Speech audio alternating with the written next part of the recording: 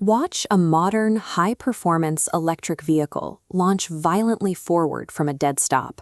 You get all of this intense kinetic output, but with a complete absence of the usual automotive drama.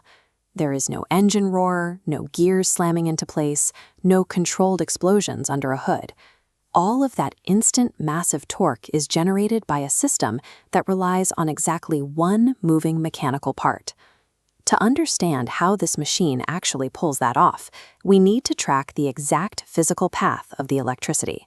We have to follow it as it leaves a static pool of chemical energy and transforms into physical motion.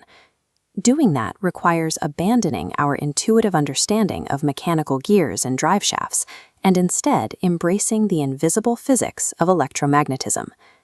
The journey originates in the battery pack. This stores the car's power, and when you step on the accelerator, it releases a steady, continuous stream of direct current, or DC.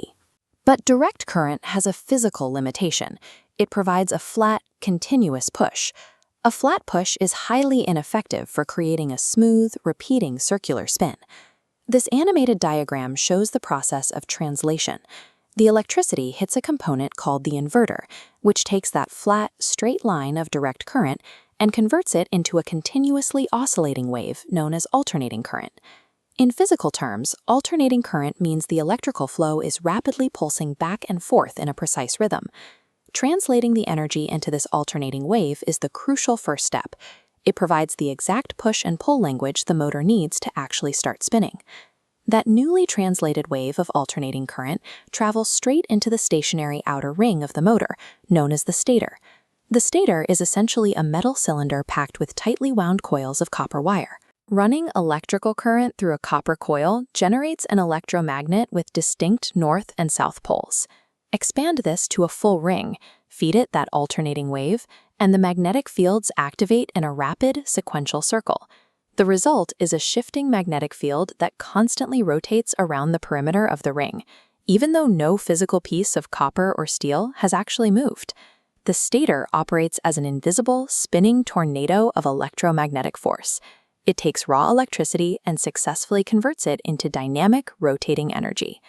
This brings us to the single moving part of the motor, the rotor, positioned precisely in the hollow center of the stator. The rotor is packed with magnets, and the universal rule dictates that opposite poles attract, while like poles repel. This cross-section diagram shows how the two parts interact. The central rotor is trying to continuously align its magnetic poles with the spinning magnetic field of the surrounding stator. The rotor spins to catch the shifting poles. Because the stator pulses with perfectly timed alternating current, the target remains perpetually one step ahead. This endless magnetic chase creates the car's movement. That continuous rotation transfers straight down a shaft to the wheels, delivering the massive, instant torque we saw at the starting line. When you zoom out from these microscopic magnetic interactions to watch the vehicle actually moving down the road, you notice exactly what is missing from the equation. There are no metal pistons scraping inside heavy steel cylinders. There are no complex gearboxes. There isn't even physical contact between the stator and the rotor. The stationary and spinning parts are separated by a tiny air gap. That microscopic pocket of air eliminates nearly all mechanical friction. This comparative bar chart shows exactly why that lack of friction matters. An electric motor converts roughly 90% of its energy directly into motion. An internal combustion engine converts only about 30%, losing the remaining 70% to waste heat and friction. The electric motor changes the vehicle's mechanics by replacing the friction of hardware with the interaction of magnetic fields. By stripping away the complexity of combustion, it removes the physical barriers between the energy source and the wheel, turning raw energy directly into forward motion.